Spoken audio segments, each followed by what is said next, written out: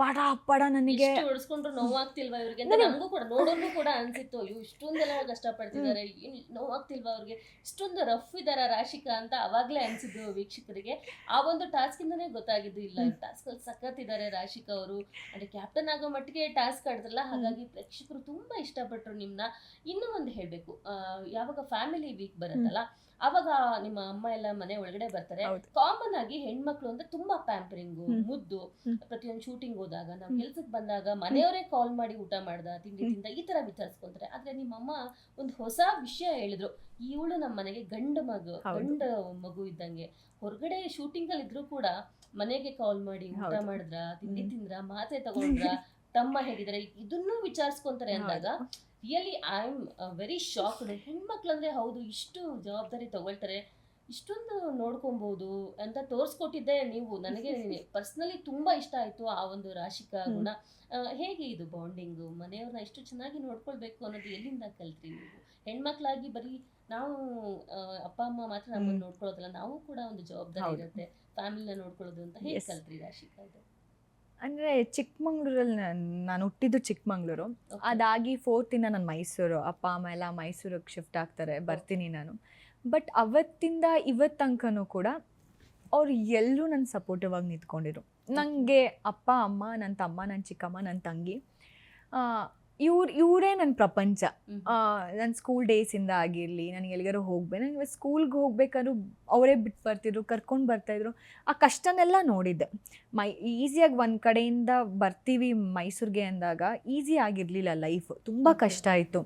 ನಮ್ಮಮ್ಮ ನಾವು ಎಷ್ಟು ದೂರ ಇತ್ತು ಅಂದರೆ ನಡ್ಕೊಂಡು ಕರ್ಕೊಂಡು ಹೋಗಿ ಬಂದು ಬಿಟ್ಟೋಗಿರೋದು ಉಂಟು. ನನ್ನ 4 o'clock ಸ್ಕೂಲ್ ಬಿಡತ್ತೆ ಅಂದಾಗ ಅವರೇ ಬಂದು ವೇಟ್ ಮಾಡಿ ಕರ್ಕೊಂಡು ಬಂದು ಮನೆಗೆ ಬರ್ತಿದ್ದು ಉಂಟು. ಇದನ್ನೆಲ್ಲ ನೋಡಿದ್ದೆ ನಾನು. ಲೈಫಲ್ಲಿ ಏನೋ ಅಚೀವ್ ಮಾಡಬೇಕು, ಇವ್ರನ್ನೆಲ್ಲನೂ ನಾನು ತುಂಬ ಚೆನ್ನಾಗಿ ನೋಡ್ಕೊಳ್ಬೇಕು ಅನ್ನೋದು ಒಂದೇ ಆಸೆ ಇದ್ದಿದ್ದು. ನಮ್ಮಮ್ಮ ನಾನು ಏನೇನು ಮಾಡಿಲ್ಲ ಅದೆಲ್ಲ ನನ್ನ ಮಗಳ ಕೈಲಿ ಮಾಡಿಸ್ಬೇಕು ಅಂತ ಇತ್ತು.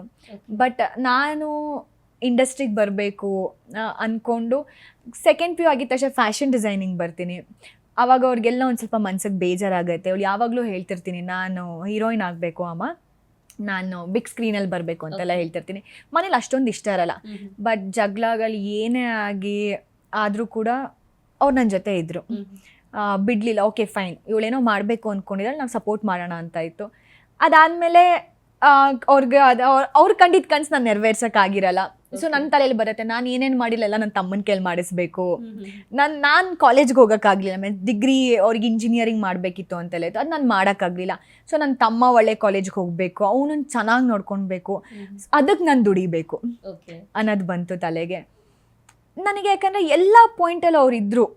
ನಾನು ಅವ್ನು ಫೋನ್ ಕಾಲಲ್ಲಿ ಹಲೋ ಅಂದಿದ ತಕ್ಷಣ ನಂಗೆ ಗೊತ್ತಾಗುತ್ತೆ ಅವ್ರು ಆರಾಮಾಗಿದ್ದಾರಾ, ಬೇಜಾರಲ್ಲಿದ್ದಾರಾ ಏನು ಅಂದ್ಕೊಂಡು. ಯಾಕಂದರೆ ನಾನು ಕಾಲ್ ಲಿಸ್ಟ್ ಓಪನ್ ಮಾಡಿದ್ರೆ ಅಪ್ಪ ಅಮ್ಮ, ನನ್ನ ತಮ್ಮ, ನನ್ನ ಚಿಕ್ಕಮ್ಮ, ನನ್ನ ತಂಗಿ ಇವ್ರದ್ದೇ ಇರುತ್ತೆ.